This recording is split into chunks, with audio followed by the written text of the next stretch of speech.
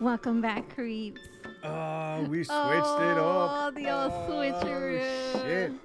switcheroo. Hello, everyone. See? That's how I sound. A little bit. Oh, it's usually like, hello, everyone. When you talk, you're just like, welcome back, creeps. That's how you sound in my head. Yeah, just trying to bring that energy. So we figured we'd switch it up for you guys. To be honest, to be perfectly candid, to be 100% frank, I was stuck in a rut. Okay, I did research for a story, and I found a subject. So what I'll do is it's literally a shot in the dark every time I hit Google or I use Bing, and I'll be like, all right, I see a topic, pick it, run with it, and 8 times out of 10, that's the story I present. And this time it was really fucking easy to find this. But when I read through it, I was like, yeah, this is fucking gnarly. Has like history and shit like that. It's like a crazy true crime. But I was like, you know what? I'm just not feeling it. Like, I don't want to fuck with true crime. I don't want to fuck with the paranormal. I'm just like, blah, So I was like, you know what? You fucking know what? We're going to do creepypasta. Yep, creepypasta. And then I was like, let's put a poll out on Instagram, see what the creeps say. And literally everybody said do creepypasta except Right. for one person. Yeah. So sorry to that one person, but we're doing creepypasta. Yeah. Your brothers and sisters said creepypasta. Yeah. So, and another reason why is because we got some reviews and we have gotten good feedback on the creepypastas that we do.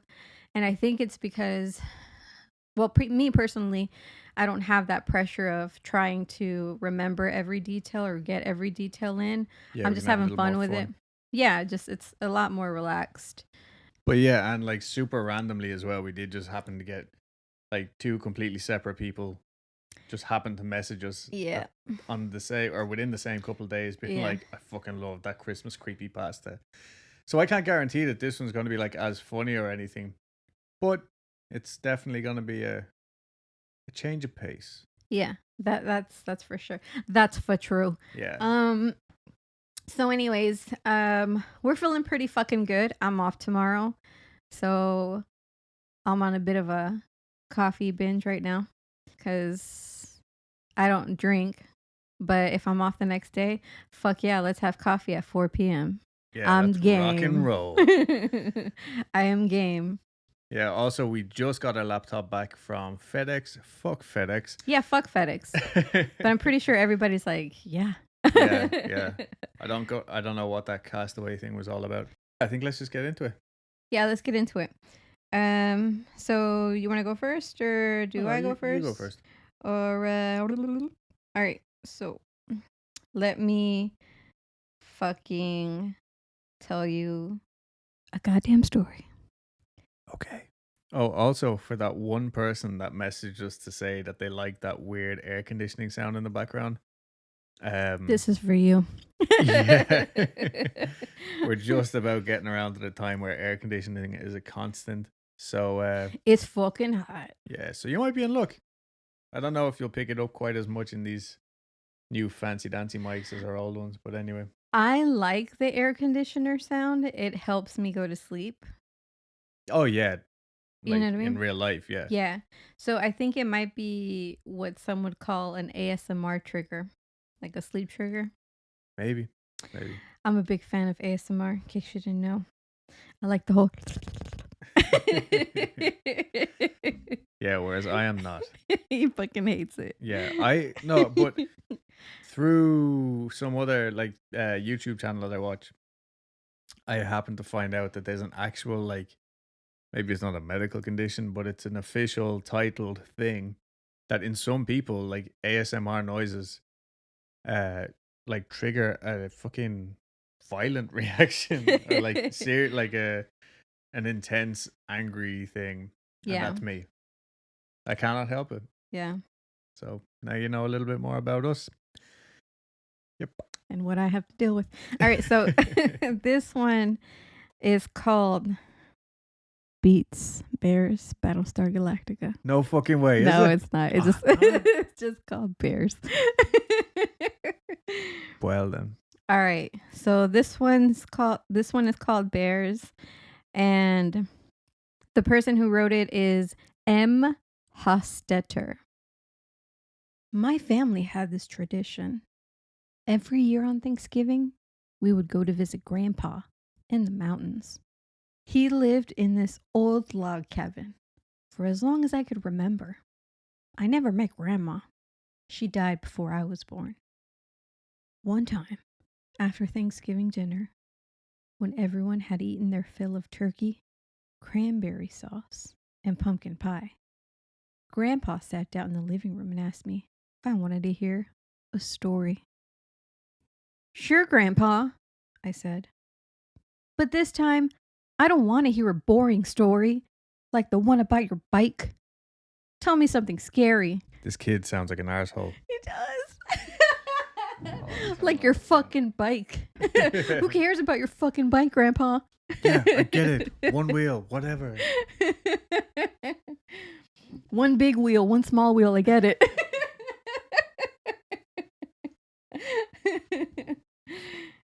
When I read that, I was like, what a fucking ass. What a dick. He paused for a moment and scratched his chin and said, go fuck yourself. Just kidding, he didn't say that. He paused for a moment and scratched his chin. Well, I do have one, but it might give you a real fright. I'm sorry, where's Grandpa from? You like the way it's written, he's Southern. Oh, okay. You'll see what I mean. Okay. That's why I was like, this one. This is the one I'm doing. Right. I rolled my eyes. Grandpa, I'm all of 12 years old. I won't be up all night because of a spooky story. All right then, Grandpa began. Before I met your grandma and settled down here, I worked at the farm down the road harvesting soybeans. Met a man there by the name of Jim, whose job was to train the horses. We soon became good friends. Like that kind of friend? No. Oh. Well, the way you said it, okay. Everything's gonna sound weird from now on. Okay. Just You're in for a world weird of and creeps. suggestive. So, this one time during the holiday, Jim asked me if I was down to go hunting. I'd never been hunting before, but it sounded like fun. So I went out and rented myself a Winchester and headed out into the sticks with Jim to look for deer. We never found any. That's the end. Oh, God. We didn't bring no map, no compass, and soon we were pretty damn lost. That's when it started getting dark. I asked Jim if he could read the stars, with him having been in the Boy Scouts and all, but said he done forgot his constellations. So we decided to build a fire and camp out till morning. That there was a mistake. Although now that I think of it, we didn't have much of a choice. It was barely the crack of dawn when I woke up to Jim shaking me. The fire was out. I must have cussed real loud because he hissed at me to shut up. You hear that? Jim whispered. Hear what? I asked. Then I listened for a moment. I could hear something.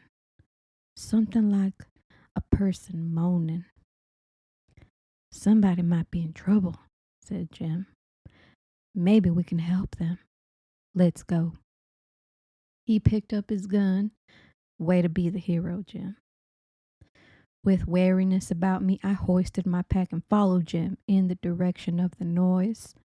After a few paces, we found ourselves in front of a huge rock, one of them formations made by earthquakes. I could hear the moans coming from the other side.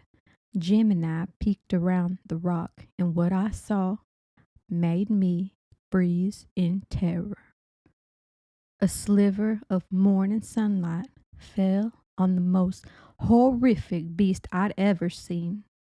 At first glance, it looked kind of like a bear, except the bears don't got teeth like razor blades or eyes that glow with ghostly fire.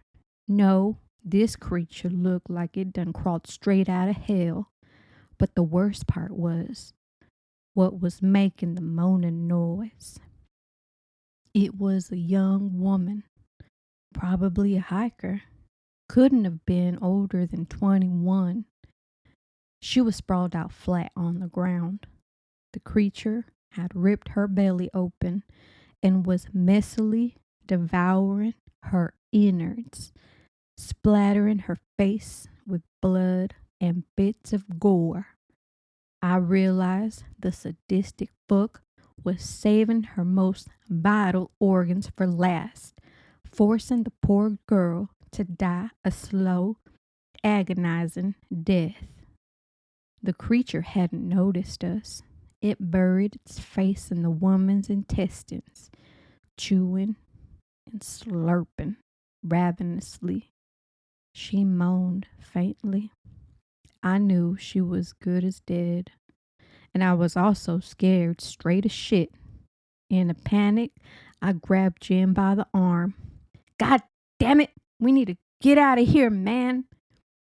Jim ignored me. He had this serious look on his face, with his jaw set in determination. I knew what he was gonna do and tried to stop him, but it was too late. In one swift motion, he raised the rifle and took aim.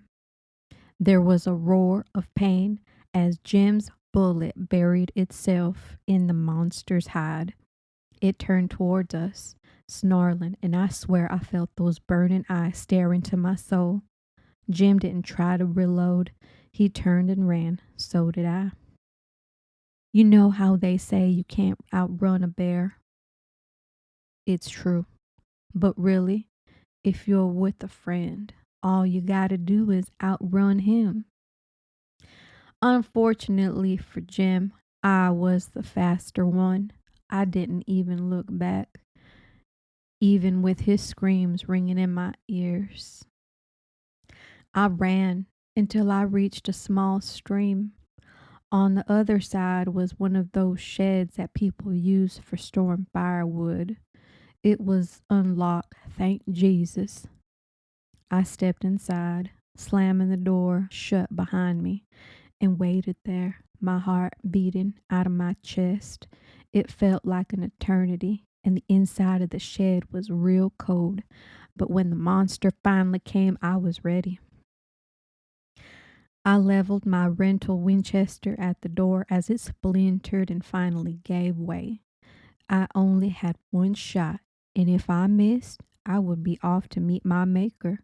So I aimed for the spot right between the varmint's god-forsaken glowing white eyes. Before I could pull the trigger, the monster lunged with lightning speed and pinned me to the back wall of the shed. My forearms hurt like the blazes as its claws dug into my flesh. I could feel the beast's hot, rancid breath on my face, and its jaws were about to crush my skull. This was the end, I thought. But then, out of nowhere, there was this loud, piercing whistle. Never have I met a fella who could whistle like that. The monster turned its head in the direction of the sound. Then it lifted its paws off me and bounded out the shed into the trees and out of sight. I stood there, breathless, aside from bleeding pretty bad, I was all right. I found a map in a drawer in the shed and used it to get back to the road. From there, I made my way back to the farm where I delivered the tragic news to Jim's family. Everyone wanted to know what had happened. Of course, when I told the story, none of them believed me. I laughed. That was a really good story. You must have spent some time on it. Grandpa didn't answer. He just rolled up his sleeve. I gasped. Etched into the meat of his forearm were 3 long blue scars. And that's my story. Blue scars. Yeah, because he's old. Blue scars. Really? That happened? I don't know. Okay. Interesting. Okay. I'm not gonna lie. I struggled to actually find like decent creepypastas, and in my frustration, I ended up just kind of blindly picking a few. Yeah. So let's see. This one's called Chat Room A. Chat room A? Yeah. Okay. It was the summer of 2019. The 16-year-old Thomas Mitchell and his family went on a trip to their cabin in the Stillwater State Forest of Montana. He had 2 younger brothers, Felix, who was 10, and Michael, who had just turned 14. They usually spend their time hiking and visiting nearby places during the day and playing with their Nintendos in the evening / night. There wasn't any Wi-Fi in the cabin due to the fact that Thomas's parents wanted the 2 weeks to be free of social media and more focused on family and nature. This, however, didn't mean that they couldn't bring their old Nintendos with them to do something in the evening. Their cabin was rather old-fashioned, with it being built in the 1960s and the fact that there hasn't been any form of renovation since then. Thomas's great-grandfather built it all by himself, and his family was very proud of that. Thomas and his family lived in Seattle, so it was quite a long drive to the cabin. They left early in the morning, and after a few hours, Thomas, his brother, Felix had to go to the toilet. What? That's the sentence. Maybe it's meant to say Thomas's brother. Yeah. So they stopped at a local gas station. The rest of the family also thought it was a good opportunity to get some snacks and to get ready for the rest of the drive. When they arrived, it was already about 11 a.m. in the morning, and the parking lot was pretty busy. All 5 got out of the car. Thomas's dad, Scott Mitchell, filled the car with gasoline while Vivian Jones, Thomas's mom, took the 3 kids to the shop, which was pretty busy. Thomas and Michael went straight to the snacks and Felix ran towards the restrooms. Vivian wait at the restrooms to take Felix to the snacks, in brackets, where his 2 older brothers were waiting for him. When she heard that a random man was asking him questions, Vivian gasped, "Felix, what are you doing? Stop talking to strangers!" she yelled. Felix quit talking to the random man immediately and walked towards his mom. Thomas's mom was annoyed, but also relieved, and took this out on his younger brother. Wow. Thomas and Michael chuckled. They were both shocked and also kind of entertained. All 4 didn't think much of it, got their snacks, paid for them, and went back to the car. But he just said the 2 were shocked. I mean, yeah, I think everybody was shocked. And also, to clarify, Thomas's mom is also Felix's mom. Oh. Like, there's only one mom. Okay. Vivian Jones, I think. Okay. Yeah, So Vivian she's Jones. the mom to all these kids. Yeah, I don't know why they had to. Okay. Anyway. I'm with you. All right, keep up now. When Vivian told Scott Mitchell, the dad, about what happened, he was also shocked, but emphasized that nothing bad had happened and that everything was all right. And so they went back on their way to their destination. The moment they arrived, it was already 5 p.m. in the evening. And Scott understood that he had to gather firewood in case it was going to be a cold night. An exact week had passed, The family had forgotten about the small incident during the trip, and everyone was home from a long and exhausting day of hiking at a local wildlife park. The fuck? I think they're like home now. What? Oh no! It's just a week later, and they're at the cabin. They Oh, must be okay. okay. It was an evening like every else. Dinner at 7 p.m., then TV until 11 p.m. And I know And why you picked this one. I didn't read it Oh. until 11 p.m. and everyone went to bed. However, the three had arranged a late night chat with each other when their parents were asleep. How? You might ask. That's the way that's. This is great. Well, through the Nintendo's old-fashioned chat rooms, they all agreed to meet at around 11:30 p.m. in chat room D. And so they did. ...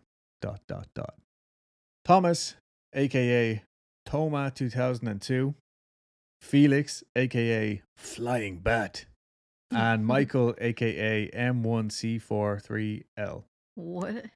That's Michael. Oh. Were all three in chat room D. The range of said chat rooms is approximately 65 feet, and that was enough range for all three, given that the cabin was about half of that length. Everyone had a separate room. They all slept in rooms that were connected to each other through one long hallway, which on its turn was connected to the living room and the open kitchen. There was only one door, the front door, which connected the terrace to the living room. See, the cabin was on top of a hill, which was about 55 feet long. The hallway consisted of 5 doors. First came the bathroom on the right side, then Thomas's room on the right side next to the bathroom. Thirdly, Scott and Vivian's bedroom on the left side, and lastly, Felix's bedroom at the right side across Michael's bedroom on the left side. Jesus, I hope this isn't important. Everybody's keeping up, right? Okay, let's go. An hour into chatting, Thomas heard a branch snap outside. He looked up at the one window in his old-fashioned room. Probably just a wind or an animal, he thought to himself. Advertisements. Oh, no. What? I copied and pasted from the website.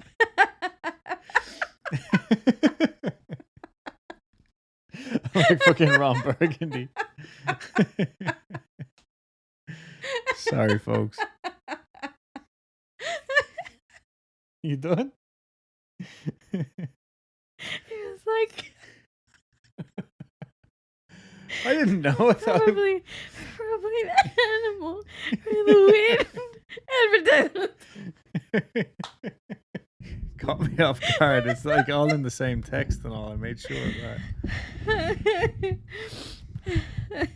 The woods are the natural habitat of advertisements. Advertisements. They're fucking. You gotta watch out for those advertisements. Fuck. Okay. As Michael was typing, Thomas was going through the things he had done and seen today. The ice cream he ate with his family, the bear he saw, the try, another branch snapped. Shit. Thomas's window was wide open with the fly screen separating him and the outside world. He probably heard it because he's the only one that always leaves his window open at night. Michael had sent a message. Guys, did you see that there's someone in chat room A? Thomas frowned. That's not possible. We're so remote. We only have 2 neighbors down the street and they're at least 100 feet away. I thought he was going to say like 100. You know? It's probably just a bug. It's probably just a bug. These things are at least 6 years old now. This thought raced through his mind. He also translated this into a message and sent it to his 2 brothers. Yeah, I agree with Thomas. It's probably just a bug or something, said Felix. Michael responded with a short, "Are you sure?" which made the other 2 doubt. Thomas went to check if there was still someone else in chat room A, and sure enough, there still was someone else, lurking around. Should we check it out? Said Thomas. I don't want to get into trouble, Felix responded shortly. He continued, besides, tomorrow is a big day. Let's cut this short and go to sleep. It was a stupid idea anyway. Fine, go to sleep, but I want to figure this out. Good night, Michael responded. Felix said goodnight to both of his older brothers, closed his Nintendo, and went to sleep. So what do we do now? Thomas responded. Let's go to chat room A and try to make contact, Michael quickly said. After a few minutes, Thomas said, Are you sure that's a good idea? Michael sent a drawn picture of a emoji that pictured a face with rolling eyes. Directly after that, he responded with, Pussy, and left the chat. Thomas's heart was racing. He was becoming uneasy. What if it is a real person? This means that that person is really, really close. Closer than 65 feet, he thought to himself. He figured that his parents were probably already asleep and slowly walked down the hallway towards Michael's room. Thomas knocked. Come in, said Michael. What the hell are you thinking? This isn't a game. This person can be close to us. Really close, Thomas yelled. Shh. Could you keep it down? Or do you want to wake Mom and Dad? Michael protested. Thomas rolled his eyes. You're going to bring us all into a dangerous situation when you don't stop immediately. But Thomas was already too late. Michael was already talking to the random stranger whose nickname was Here Now. What the fuck? Yeah, his nickname is Here Now. Alright. Thomas saw Michael's screen. Are you out of your mind? He could literally be 10 feet away from us. The stranger had only sent a few cryptic messages like, Nighttime is coming, and the forest canopy is getting thicker and thicker for you. What? Suddenly they could hear a loud banging coming from the windows of the living room. Both of them froze in fear, terrified for what could happen next. Maybe it's the advertisements. Advil!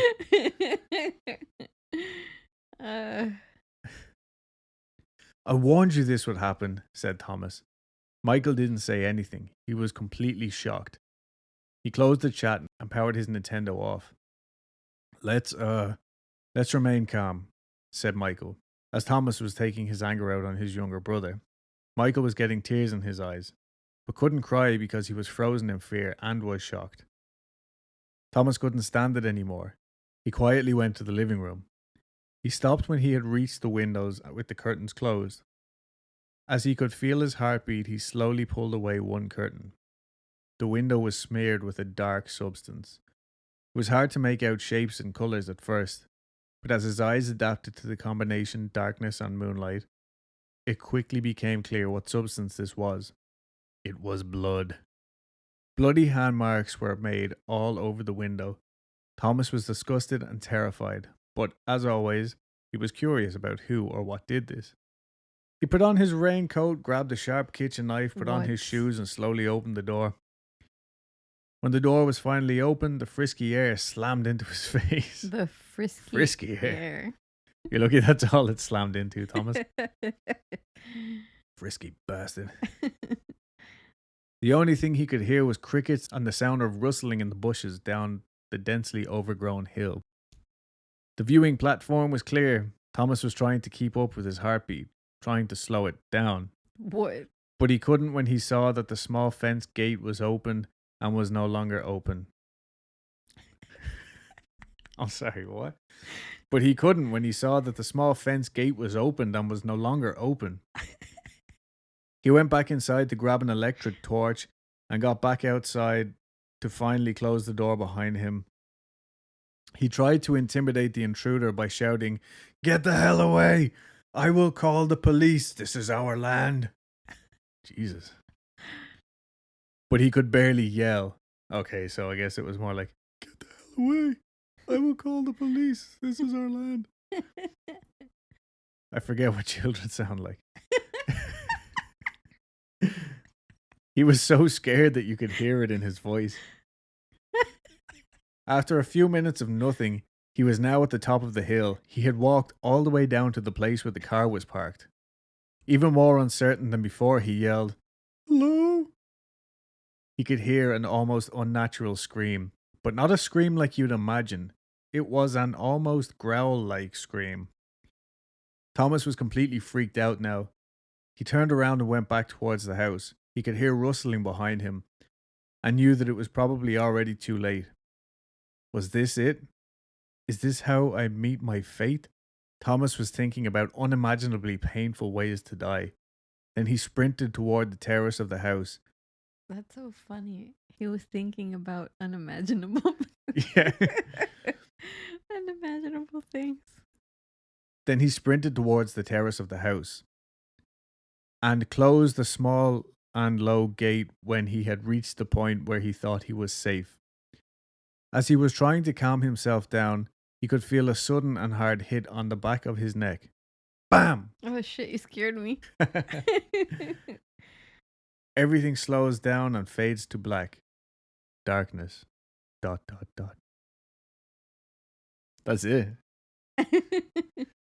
Okay, That's the so whole fucking thing. I don't know. so this kid died. I guess.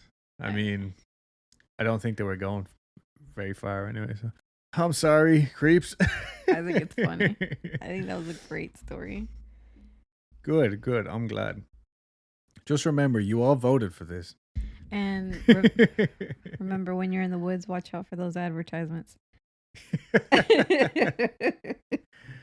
We can't go to a cabin in the woods. I'm terrified of advertisements. Okay. Lay one on me, sister. Okay. She's not my sister. That would be weird. That would be weird. So when I found this story, I emailed it to myself and I called it, like, in the title, like the subject line, I wrote the creepypasta to end all pastas or wets. Please dust my wets. All right, before we start, I need you to, chill and just like relax, because this one is a long one, but it's a good fucking one. It's called A Shattered Life by Matt Demersky. You can check this guy out at mattdemersky.com. He is an author now. He has books out and stuff like that. And this, like, after reading this, I was like, I want to fucking check out the rest of his stuff. Right on. And you should too. Sounds good. I don't know when you're going to read this, but I can tell you when it started. I was out for a walk, alone in the woods, when the entity came for me. It was beyond a blur. It was, for lack of a better term, absence of meaning.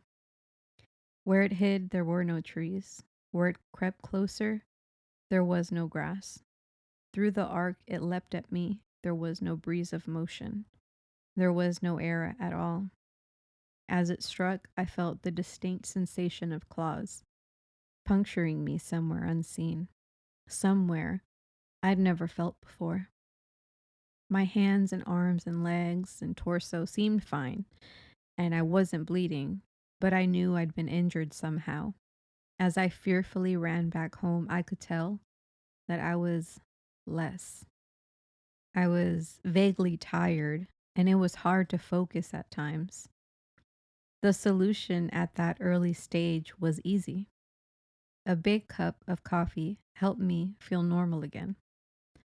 For a while, that subtle drain on my spirit became lost in the ebb and flow of caffeine in my system. You could say my life began that week, actually, because that was when I met Mar. She and I got along great, though to be honest, I'm pretty sure I fell in love with her over the phone before we even met. It was almost as if the strong emotions of that first week made the entity fight back. It was still with me, latched on to some invisible part of my being. The first few incidents were minor, and I hardly worried about them. The color of a neighbor's car changed from dark blue to black one morning, and I stared at it before shaking my head and shrugging off the difference. 2 days later at work, a coworker's name changed from Fred to Dan. I carefully asked around, but everyone said his name had always been Dan. I figured I'd just been mistaken. Then, as ridiculous as this sounds, I was peeing in my bathroom at home when I suddenly found myself on a random street. I was still in my pajamas, pants down, and urinating. but now in full view of a dozen people at a bus stop. Horrified, I pulled up my clothes and ran before someone called the cops. I did manage to get home, but the experience forced me to admit that I was still in danger. The entity was doing something to me, and I didn't understand how to fight back. Mar showed up that evening, but she had her own key. Hey, I asked her in confusion, how'd you get that key? She just laughed. You're cute. Are you sure you're okay with this? She opened a door and entered a room full of boxes. I know living together is a big step, especially when we've only been dating 3 months. Living together. I'd literally just met her the week before. Thing was, my mother had always called me a smart cookie for a reason. I knew when to shut my yap. Instead of causing a scene, I told her everything was fine, and then I went straight to my room and began investigating. My things were just as I had left them, with no sign of a 3-month gap in habitation, but I did find something out of the ordinary. The date. I shivered angrily as I processed the truth. The entity had eaten 3 months of my life. What the hell was I facing? What kind of creature could consume pieces of one's soul like that? I'd missed the most exciting part of a new relationship, and I would never understand any shared stories or inside jokes from that period. Something absurdly precious had been taken from me, and I was furious. That fury helped suppress this entity. I never imbibed alcohol. I drank coffee religiously. I checked the date every time I woke up. For 3 years, I managed to live each day while observing nothing more than minor alterations. A social fact here and there, someone's job, how many kids they had, that sort of thing, the layout of nearby streets, the time my favorite television show aired, that kind of thing. Always those changes reminded me the creature still had its claws sunk into my spirit. Not once in 3 years did I ever let myself zone out. One day, I grew careless. I let myself get really into the season finale of my favorite show. It was gripping, a fantastic story. Right at the height of the action, a young boy came up to my lounger and shook my arm. Surprised, I asked, "Who are you? How did you get here?" He laughed and smiled brightly. "Silly, Daddy." My heart sank in my chest. I knew immediately what had happened. After a few mass questions, I discovered that he was 2 years old and that he was my son. The agony and heartache filling my chest was nearly unbearable. Not only had I missed the birth of my son, I would never see or know the first few years of his life. Mar and I had obviously gotten married and started a family in the time I'd lost, and I had no idea what joys or pains those years contained. It was snowing outside. Holding my son in my lap, I sat and watched the flakes fall outside. What kind of life was this going to be if slips in concentration could cost me years? I had to get help. The church had no idea what to do. The priest didn't believe me and told me I had a health issue rather than some sort of possession. The doctors didn't have a clue. Nothing showed up on all their scans and tests, but they happily took my money in return for nothing. By the time I ran out of options, I decided to tell Mar. There was no way to know what this all looked like from her side. What was I like when I wasn't there? Did I still take our son to school? Did I still do my job? Clearly I did, because she seemed to be none the wiser. But I still had a horrible feeling that something must have been missing in her life when I wasn't actually home inside my own head. But the night I set up a nice dinner in preparation, she arrived not by unlocking the front door, but by knocking on it. I answered and found that she was in a nice dress. She was happily surprised by the setting of the table. A fancy dinner for a second date? I knew you were sweet on me. Thank the Lord I knew when to keep my mouth shut. If I'd gone on about being married and having a son, she might have run for the hills. Instead, I took her coat and sat down for our second date. Through carefully crafted questions, I managed to deduce the truth. This really was our second date. She saw relief and happiness in me, but interpreted that as dating jitters. I was just excited to realize that the entity wasn't necessarily eating whole portions of my life. The symptoms, as I was beginning to understand them, was more like the consequences of a shattered soul. The creature had wounded me, broken me into pieces. Perhaps I was to live my life out of order, but at least I would actually get to live it.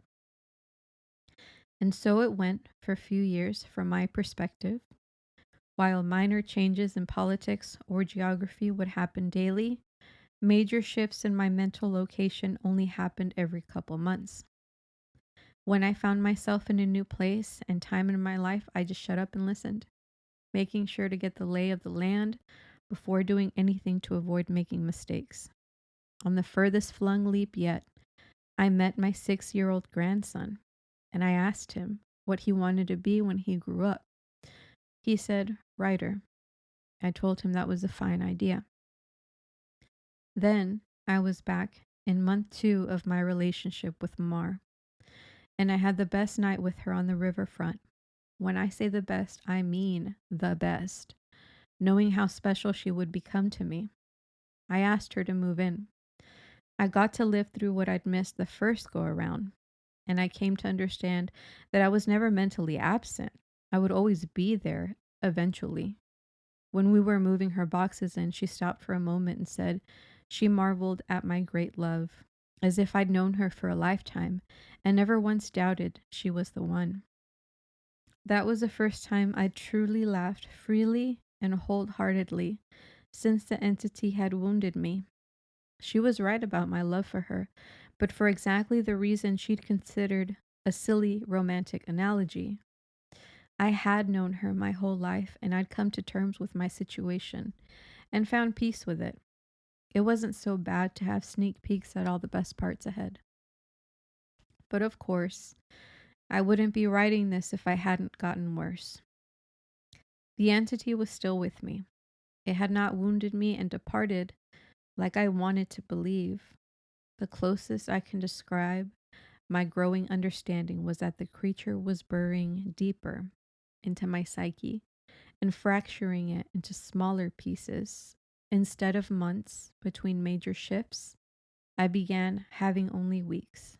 Once I noticed that trend, I feared my ultimate fate would be to jump between times in my life, heartbeat by heartbeat, forever confused, forever lost. Only an instant, and each time meant I would never be able to speak with anyone, never be able to hold a conversation, never express or receive love. As the true depth of that fear came upon me, I sat in an older version of me and watched the snow falling outside. That was the one constant in my life. The weather didn't care who I was or what pains I had to face. Nature was always there. The falling snow was always like a little hook that kept me in place. The pure emotional peace it brought me was like a panacea on my mental wounds. I'd never yet shifted while watching the pattern of falling white and thinking of the times I'd gone sledding or built a snow fort as a child. A teenager touched my arm. Grandpa? Eh? He startled me out of my thoughts, so I was less careful than usual. Who are you? He half grinned, as if not sure whether I was joking. Handing me a stack of papers, he said, it's my first attempt at a novel. Would you read it and tell me what you think? Ah, of course. Pursuing that dream of being a writer, I see. He turned bright red. Trying to, anyway. All right. Run off, I'll read this right now. The words were blurry and annoyed, I looked for glasses I probably had for reading. Being old was terrible, and I wanted to leap back into a younger year, but not before I read his book. I found my glasses in a sweater pocket and began leafing through. Mar puttered in and out of the living room. Still beautiful, but I had to focus. I didn't know how much time I would have there. It seemed that we had relatives over. Was it Christmas? A pair of adults and a couple of kids I didn't recognize tromped through the hallway, and I saw my son, now adult, walk by with his wife on the way out the door. As a group, the extended family began sledding outside. Finally, I finished reading the story and I called out for my grandson. He rushed down the stairs and into the living room. How was it? Well, it was terrible, I told him truthfully. But it's terrible for all the right reasons. You're still a young man, so your characters behave like young people. But the structure of the story itself is very solid. I paused. I didn't expect it to turn out to be a horror story. He nodded. It's a reflection of the times. Expectations for the future are dismal, not helpful like they used to be. You're far too young to be aware like that, I told him. An idea occurred to me. If you're into horror, do you know anything about strange creatures? Sure, I read everything I can. I love it. Warily, I scanned the entrances to the living room. Everyone was busy outside. For the first time, I opened up to someone in my life about what I was experiencing. In hushed tones, I told him about my fragmented consciousness. For a teenager, he took it well. You're serious? Yes. He donned the determined look of a grown man accepting a quest. I'll look into it, see what I can find out.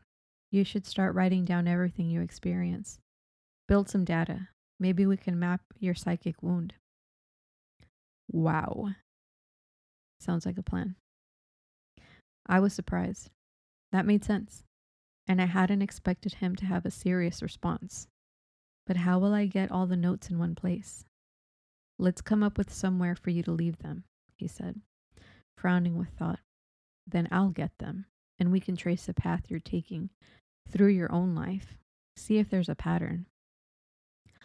For the first time since the situation had gotten worse, I felt hope again. How about under the stairs? Nobody ever goes under there. Sure. He turned and left the living room. I peered at him. I heard him banging around near the stairs. Finally, he returned with a box, laid it on the carpet, and opened it to reveal a bursting stack of papers. He exclaimed, "Holy crap!" But of course, being a teenager, he didn't really say crap. Taken aback, I blinked rapidly, forgiving his cussing because of the shock. Did I write those? He looked at me with wonder. Yeah, or you will. You still have to write them and put them under the stairs after this. He gazed back down at the papers, then covered the box. So you probably shouldn't see what they say. That could get weird. That much I understood. Right. He gulped. There are like 50 boxes under there, all filled up like this. Deciphering these will take a very long time. His tone dropped to deadly seriousness. But I will save you, Grandpa, because I don't think anyone else can. Tears flowed down my cheeks then, and I couldn't help but sob once or twice. I hadn't realized how lonely I'd become in my shifting prison of awareness until I finally had someone who understood. Thank you.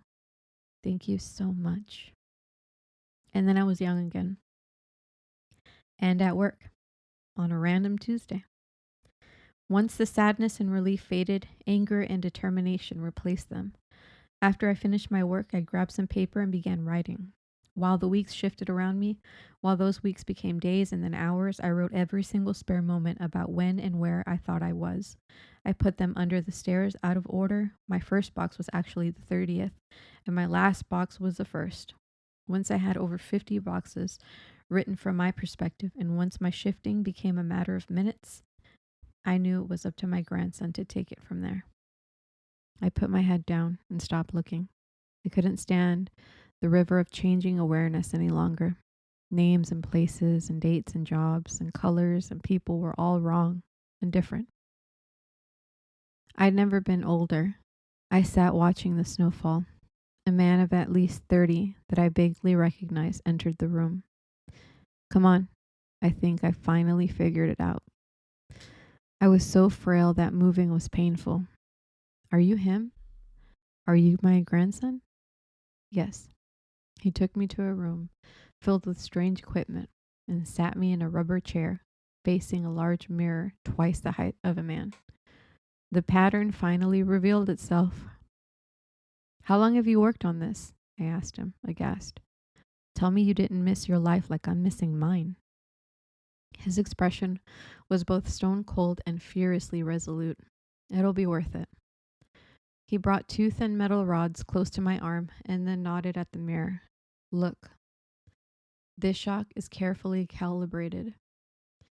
The electric zap from his device was startling but not painful. In the mirror, I saw a rapid, arcing light silhouette appear above my head and shoulder. The electricity moved through the creature like a wave, briefly revealing the terrible nature of what was happening to me.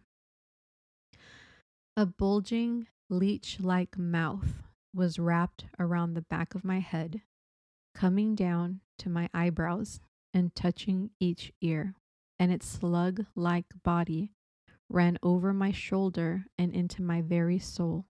It was a parasite, and it was feeding on my mind.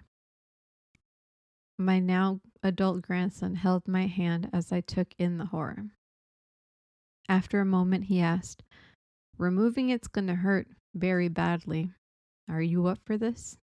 Fearful, I asked, Is Mar here? His face softened. No, not for a few years now. I could tell from his reaction what had happened, but I didn't want it to be true. How? We have this conversation a lot, he responded. Are you sure you want to know? It never makes you feel better. Tears brimmed in my eyes. Then I don't care if it hurts or if I die. I don't want to stay in a time where she's not alive. He made a sympathetic noise of understanding and then returned to his machines to hook several wires, diodes, and other bits of technology to my limbs and forehead. While he did so, he talked. I've worked for 2 decades to figure this out, and I've had a ton of help from other researchers of the occult. This parasite doesn't technically exist in our plane. It's one of the lesser spawns of me see me, and it feeds on the plexus of mind, soul, and quantum consciousness/reality. When details like names and colors of objects changed, you weren't going crazy. The web of your existence was merely losing strands as the creature ate its way through you. I didn't fully understand. I looked up in confusion as he placed a circlet of electronics like a crown on my head in an exact line with where the parasite's mouth had ringed me. What's a me-see-me? He paused his work and grew pale. I forgot that you wouldn't know. You're lucky, believe me. After a deep breath, he began moving again and placed his fingers near a few stitches. Ready? This is carefully tuned to make your nervous system extremely unappetizing to the parasite, but it's basically electroshock therapy. I could still see Mar's smile. Even though she was dead, I'd just been with her moments ago. Do it. The click of a switch echoed in my ears, and I almost laughed at how mild the electricity was. It didn't feel like anything, at least at first. Then I saw the mirror shaking in my body within that image convulsing. Oh, no, it did hurt. Nothing had ever been more painful. It was just so excruciating that my mind hadn't been able to immediately process it. As my vision shook and the fire burned in every nerve of my body, I could see the reflected, trembling light silhouette of the parasite on my head as it writhed in agony equal to mine. It had claws, 6 clawed lizard-like limbs under its leech-like body, and it cut into me in an attempt to stay latched on. The electricity made my memories flare. Mar's smile was foremost, lit brightly in front of a warm fire as the snow fell past the window behind her. The edges of that memory began lighting up, and I realized that my life was one continuous stretch of experience. It was only the awareness of it that had been fragmented by that feasting evil on my back.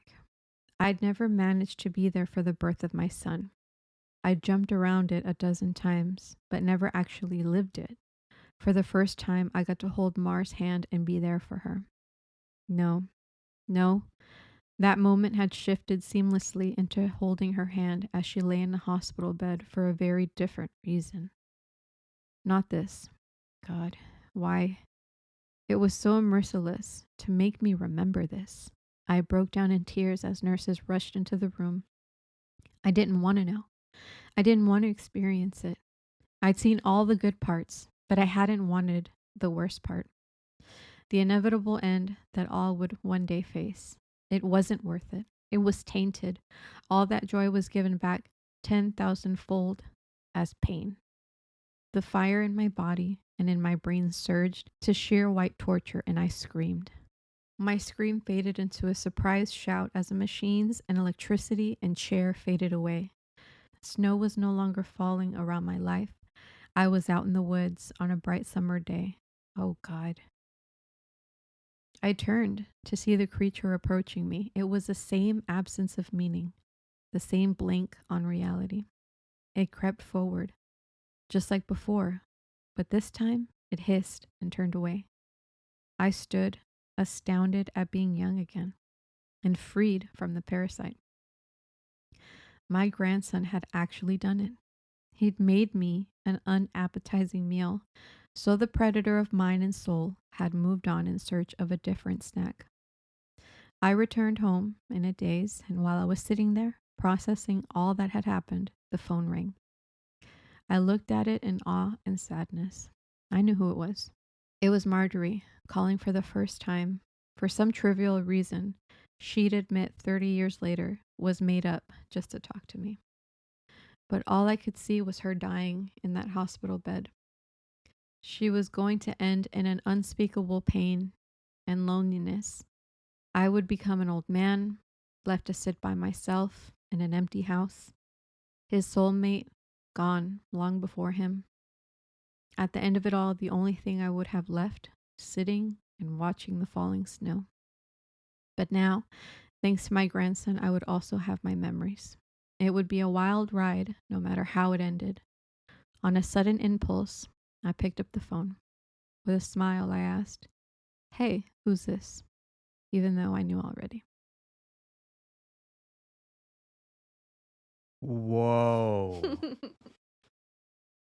That was insane.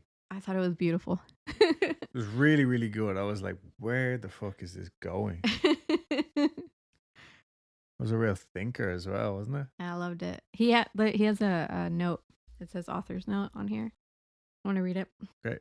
Together, my grandfather and I did set out to write the tale of his life. Unfortunately, his Alzheimer's disease progressed rapidly, and we were never able to finish it. He's still alive, but I imagine that mentally he's in a better place than the nursing home. I like to think he's back in his younger days, living life and being happy, because the reality is much colder. It's snowing today. He loves the snow. When I visited him, he didn't recognize me, but he did smile as he sat looking out the window. Oh, that's it? Yeah. Oh. That's why I was like, I almost made it. No, that's really sweet. I kind of figured, like, while I was listening, that was how it was aimed or what it was derived from, you know what I mean? But what a fucking story, though. Yeah. That was really, really impressive. I'm glad you found it. And you actually spoke to the author? Mm-hmm. That's cool. Hopefully he listens. Hopefully he enjoys it. Okay, again, I went a slightly different route. Right, bring us back. Okay, I have one really short one, but I think it's shit. And then this one I did pick out, but I didn't read it. Okay, so it's a surprise A little bit. for everyone. Yeah. Very good. I liked Peppa Pig when I was a little boy, Oh, wow. but what I watched scared the frick out of me. One time, I was going downtown to find some Peppa Pig DVDs, What? but everywhere I would go, I could not find anything. I was about to give up and go back home, but I found one more shop. It was Walmart. Okay. A real small little hole in the wall place. Yeah. Yeah. We just have one in town. It's called like Walmart. You ever heard of Walmart? Yeah, I don't know. Like super unique. I asked myself, oh, sorry, I should have gone on. I asked myself, why is Walmart in the United Kingdom? Mm. So I took a look.